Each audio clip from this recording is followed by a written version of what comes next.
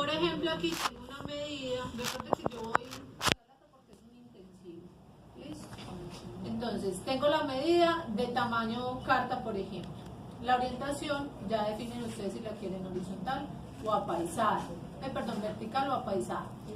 La resolución tiene que ver con el tipo de formato o el tipo de impresión que nosotros vamos a sacar. A nosotros normalmente nos han dicho que la resolución siempre tiene que estar en 300 para impresión, pero la resolución no tiene que estar en 300 para impresión. Eso depende del tipo de papel y el tipo de impresión que se vaya a sacar.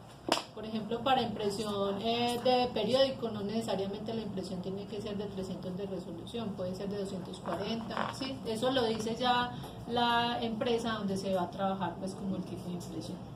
Generalmente se trabaja píxeles por pulgada, no píxeles por centímetro, o sea, hay mayor cantidad de píxeles por pulgada que píxeles por centímetro. ¿Listo?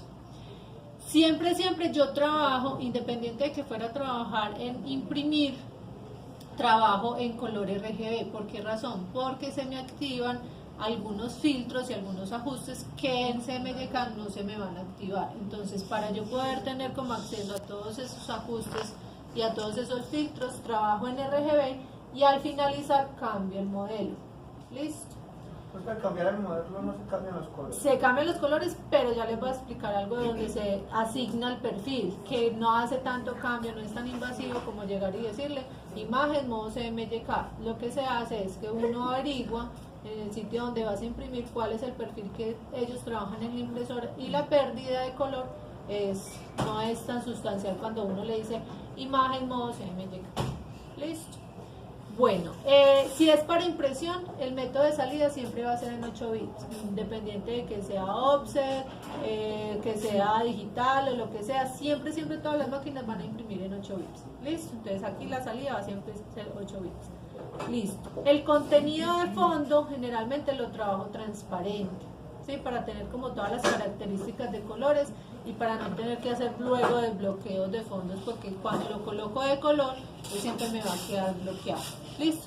Estas serían las configuraciones estándar para un documento estándar de Photoshop para impresión. Más adelante, cuando ya termine, ya le cambio el modelo. ¿Listo? Ahí le doy, por ejemplo, crear. Bueno, voy a crear un nuevo documento donde voy a hacer un trabajo para web. Entonces, en este caso, la medida sería por píxeles. Generalmente la resolución aquí es de 72 a 150 de resolución. ¿Por qué 150? Porque ya hay algunas pantallas, por ejemplo como la mía, que es de retina. Entonces si la resolución está muy bajita, por ejemplo en 72, y tenemos una pantalla de unas pulgadas bastante grandes y es de retina, automáticamente se va a ver pixelado. Entonces en web se puede manejar entre esos dos tipos de resoluciones. Obviamente si el sitio web, cuando nosotros cargamos un sitio, está lleno de imagencitas, o sea, todas esas celdas, esos cuadritos son imágenes, eso hace que el archivo o lo que nosotros estemos haciendo en web sea más pesado. Entonces, si lo colocamos de 150 y está cargado de muchas cosas, el sitio web se va a demorar más en subir. ¿Listo?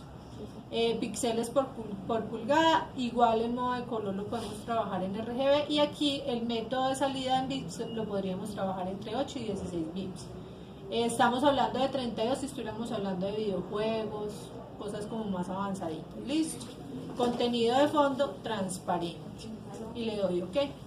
Ahí, hola. En una de las fotos que usted nos dice que siempre las configuremos en Adobe, y después al pasarlas a ese archivo, ese documento, no nos pone problema al estar en RGB. No, esto es otra cosa, ya les voy a explicar esa parte. Sucede que este documento como tal, estos dos documentos que tengo acá, son de cero. ¿Listo? Yo necesito empezar a incluir documentos o fotografías a esos dos documentos. Entonces tengo aquí una fotografía que me está indicando pues que está en RGB, ¿sí? O sea, ese es el RGB estándar pues como tal. ¿Listo? Y necesito saber cuál es la imagen o el tamaño de la imagen de este documento. Entonces para ello me voy a imagen, tamaño de la imagen. Ahí en tamaño de la imagen me está diciendo, venga, usted tiene de resolución 72, o sea que es más compatible con el documento que está en 72. Pero si yo necesitara ese documento colocarlo en 300, entonces vengo, desactivo remuestrear y le pongo la medida de 300. Mire la medida aquí en centímetros, pero cuando lo paso a 300, mire la medida en centímetros. Listo, ahí ya hubo un cambio. O sea, estaba como de 40 y punta por no sé cuánto, entonces aquí cuando ya lo paso a 300, él ya me va a quedar exactamente la medida como lo necesito en 300. Entonces el documento de 300 sería este. ¿Sí? Ahí ya hice el primer cambio.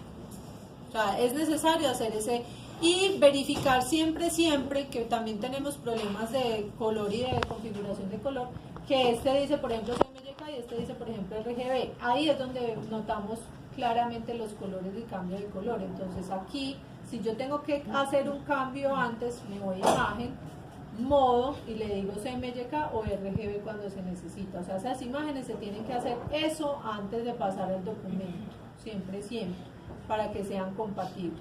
Listo.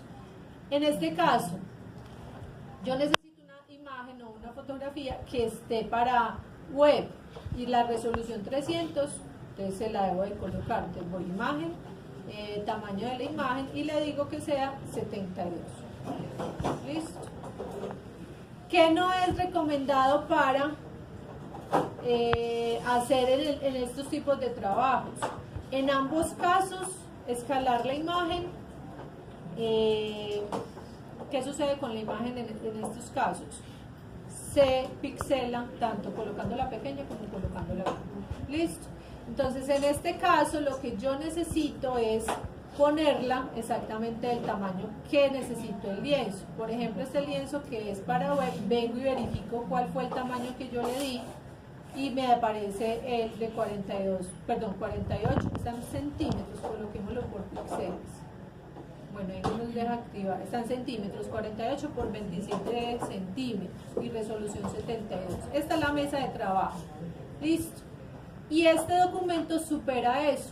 Entonces voy a decirle, imagen, tamaño de la imagen, está en 72. Ah, bueno, no. Estoy enredada porque había visto era este.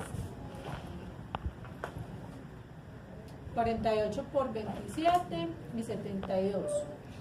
Y este, tamaño de la imagen,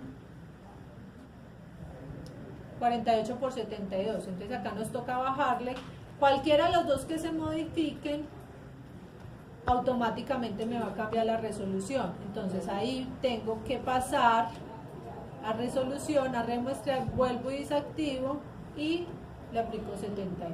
Listo, hasta que nos dé la medida exacta que necesitamos. Y la pasamos. Entonces, lo ideal es que no nos quede así de grande.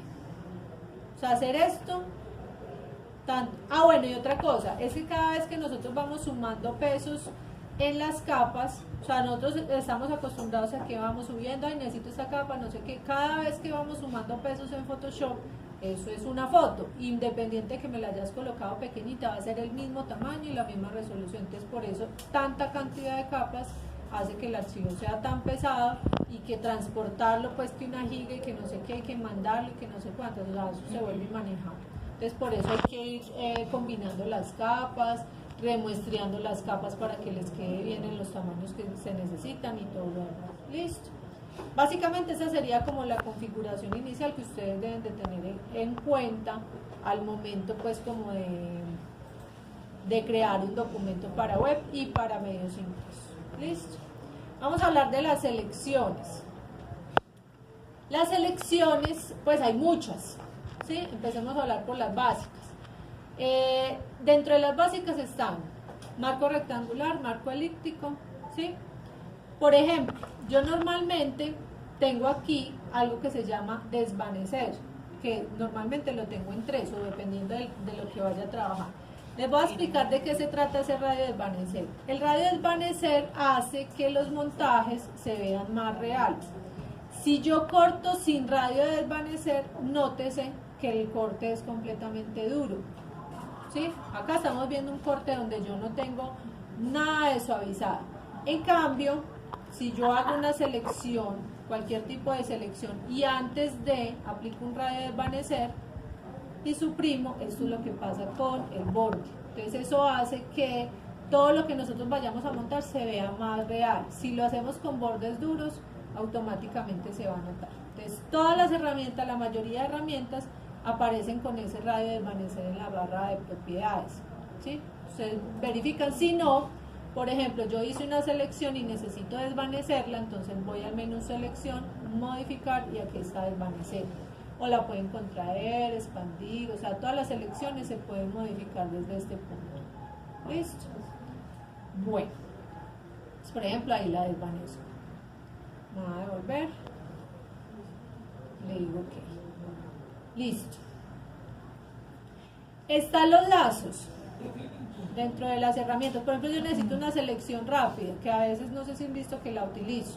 O sea, no me voy a los trazados, sino que directamente me voy a las selecciones rápidas, que son, por ejemplo, los lazos. Facilito de manejar. El lazo poligonal, obviamente, como su nombre lo indica, es a partir de polígonos, pero no se pueden editar los polígonos. O sea, esa es la desventaja de trabajar con ese lazo poligonal. El lazo mano alzada, simplemente hago una curva mano alzada y ya. Y el lazo magnético. En el caso del lazo magnético, él se pega por zonas de color, pero va a haber un momento donde él no va a reconocer exactamente por dónde debe pasar. Por ejemplo, ahí es baila, te jodiste, ¿sí o no? Entonces ahí ya empieza uno a penar con esas cosas. Bueno, está la varita mágica, que todo el mundo la ama, yo la detesto, y la selección rápida. Entonces, por ejemplo, la varita mágica, arriba, en la parte superior, en la barra de propiedades, nos aparece exactamente el nivel o el rango de tolerancia con lo que tienen estas selecciones, que normalmente están 32. Si yo quiero aumentar el rango de tolerancia, esto es una tolerancia de color. Si yo quiero aumentar ese rango de tolerancia, entonces empiezo a añadir con más, con shift, ¿cierto? Mire que ahí yo voy añadiendo selecciones. Si fuera a cortar, que eso es lo que normalmente uno ve por ahí, queda como si se le hubiera comido un ratoncito, que se ve horrorosa. Pues este tipo de selecciones, yo prácticamente esa varita mágica ni pa' de bonita pues está ahí. Bueno, selección rápida, lo mismo. Ella funciona por medio de sectores de color. Entonces acá tenemos 3 opciones y por medio de un pincel. 3 opciones. Una que es aumentar selección. Entonces por donde yo paso, mire que aquí ya se me fue demasiado, entonces vengo al menos y voy restando selecciones. Es una selección rápida, pues que uno dice, de paso rápido, que no necesito mucho detalle, listo, utilice eso. Pero no es la más recomendada. Listo. Bueno, yo creo que hasta ahí. Y la que yo uso, bueno, están las máscaras rápidas que ya les voy a explicar. Y están la herramienta de pluma, que esa es la que yo uso. Ellos se dieron cuenta que si yo necesito mucho detalle, entonces herramienta de pluma. Listo. Entonces, trazados.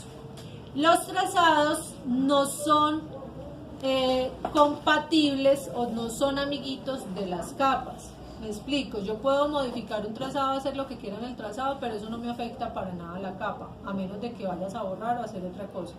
Los trazados son completamente independientes. Si yo muevo una capa, no estoy moviendo el trazado. O sea, tengo que mover cada uno por aparte para que me queden en la misma posición. ¿Listo?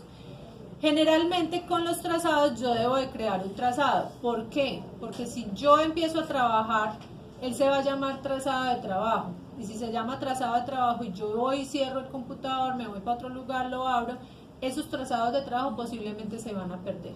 Entonces, estos trazados son muy buenos para futuras ediciones, futuras cosas. Entonces ahí uno dice, necesito por ejemplo colocarle una sombra a esa taza que ya sí lo tiene. Entonces uso ese trazado. ¿Listo? ¿Qué sucede con los trazados? Los trazados generan peso, bastante peso en los archivos. Entonces cuando usted se llena de trazados, o por ejemplo cada cosita la hacen un trazado pudiéndola haber hecho en una sola capita, entonces eso va generando más peso en los archivos, entonces puede que se les convierta en algo muy pesado. Listo. Para la configuración de los trazados, entonces, pluma, aquí la colocamos, verificamos siempre que estemos en trazados, verificamos que estén las opciones estándar, o sea, selección, máscara, forma, y aquí que esté en combinar formas. Si está en alguno de estos, puede que tengamos un trazado externo o diferente al que necesitamos. Entonces verificamos que esté en combinar formas. Listo. Y empiezo a hacer el trazado. Dos maneras de hacerlo. Uno a partir de curva, que ese es el que hago yo, o otro a partir de polígonos. Entonces polígono sería así como recto y luego editando, pero lo va a hacer en curva. Listo, ya ustedes deciden cómo lo hacen, si a partir de curva o a partir de polígonos. A diferencia de Illustrator, ustedes tienen que quebrar el punto de ancla con algo. Se paran en el medio y sigue. O sea, no es como Illustrator que usted lo quiere, se para en la mitad y ya no. Aquí es punto de ancla en la mitad y sigo.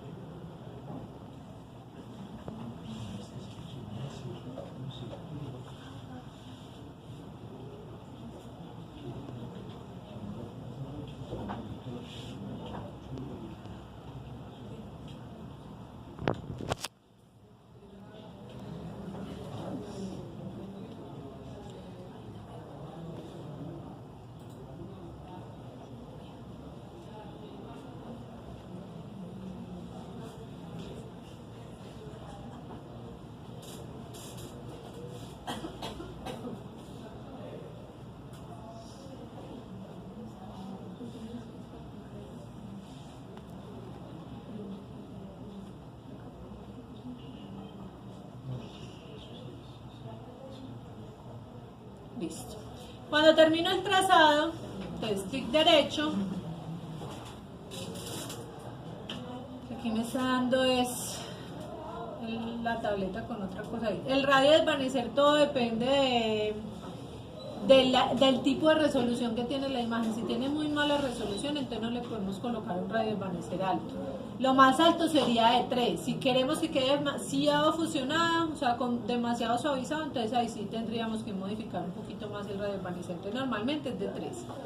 Verificamos que diga suavizado y verificamos que diga selección nueva. Listo. Luego de eso me voy al menú selección invertir o shift comando I y suprimir. Quito la selección y para hacer el interior vengo, creo una nueva capa y empiezo a crear el interior.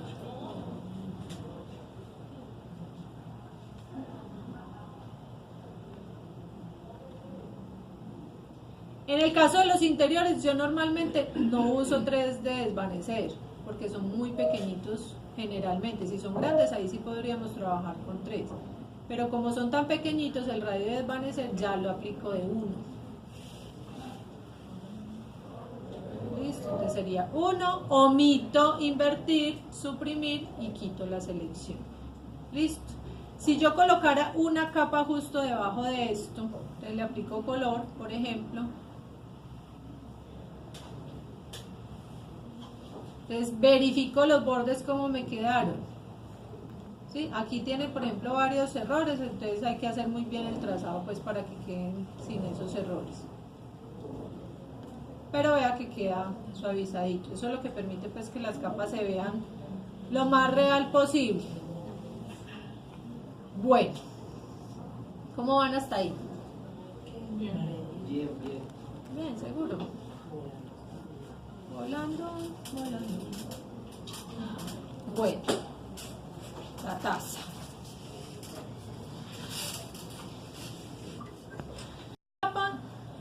El trazado me quedó del mismo tamaño. Suponiendo que este trazado yo necesite editarlo, modificarlo, ponerlo del tamaño que ya tengo la capa para poder hacer, por ejemplo, una sombra y todo lo demás, entonces aquí tenemos las herramientas de edición de ese trazado. Entonces está la herramienta de selección de trazado que me selecciona todo el trazado como tal. Entonces me voy a menú, edición, transformar trazado, y aquí por ejemplo le puedo decir escalar, ¿sí? Listo, como para ponerlo del tamaño que se necesita pues ahí en este. Suponiendo que necesito editar puntos de ancla, entonces tengo la herramienta de selección directa. Esta herramienta me permite mover los trazados, ¿sí? Y editarlos. Y mover las anclas, que serían estas que están a los lados, o los manejadores. ¿Listo? Entonces yo puedo hacer cualquier movimiento. Tenemos dentro de pluma, para añadir, restar puntos de ancla, que la pluma realmente solita hace eso. Yo no tengo que irme a cada una de estas para hacer eso. Y está la herramienta convertir punto de ancla, que esa herramienta me permite convertir rectos en curva y curvas en rectos. Y modificar los manejadores. Ese mismo trazado encima sería para pulir la... Sí, por ejemplo, lo que me pasó ayer a mí, que todo quedó mal modificado, entonces me devuelvo, si tengo que corregir el trazado, todo lo demás. Ah, bueno, si por ejemplo yo necesito una sombra de esa taza, entonces yo no me voy a poner ahí otra vez a inventarme el trazado de la taza, ¿sí o no? Entonces en ese caso, como tengo aquí toda la taza completica, le vuelvo y le digo hacer selección, ¿sí? Esa es una opción, hacer selección, y creo la capa de la taza, de la sombra de la taza. Por ejemplo aquí, y la paso aquí. Le puedo aplicar por ejemplo un color que en este caso podría ser gris, para la sombra, y se lo aplico. Listo, está en la capa. ¿Qué puedo hacer yo con esa sombra? Entonces la desvanezco, voy a apagar todo esto. Quito la selección, le puedo decir por ejemplo desenfocar, desenfoque gaussiano, y desenfoco la sombra lo que más pueda, me quede bien suavizadita, le bajo la opacidad lo que más pueda, ¿sí? Inclusive esta sombra la puedo transformar. Entonces me voy por ejemplo al menú edición, transformar, y le digo por ejemplo perspectiva. Entonces con esa perspectiva yo empiezo a jugar para que me quede la sombra. Entonces digo, no, es que la taza es de me está reflejando una sombra en esta forma, entonces hago la sombra con el mismo trazado. Entonces mire que es muy útil tener los trazados guardados. El color de fondo no se nota mucho los cables. Esto.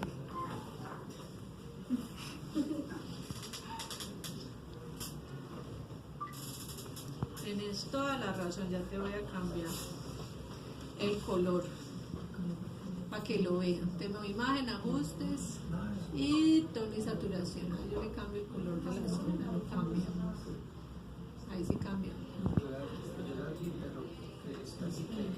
No,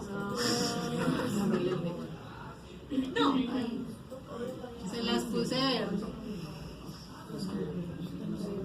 Es por ejemplo edición, transformar, y le puedo decir sesgar. Te la puedo estirar, sesgar, o sea que ustedes digan, bueno, le voy a dar el ángulo que necesita la sombra. Edición, transformar, distorsionar, te la voy a adaptar. Esta es la sombra de la taza, obviamente mal hecha, pero ay, ¿qué le pasó? Eché color. Listo, y ahí va quedando hasta que quede pues lo más parecido posible. Bueno, ¿cómo van hasta ahí? Más o menos, porque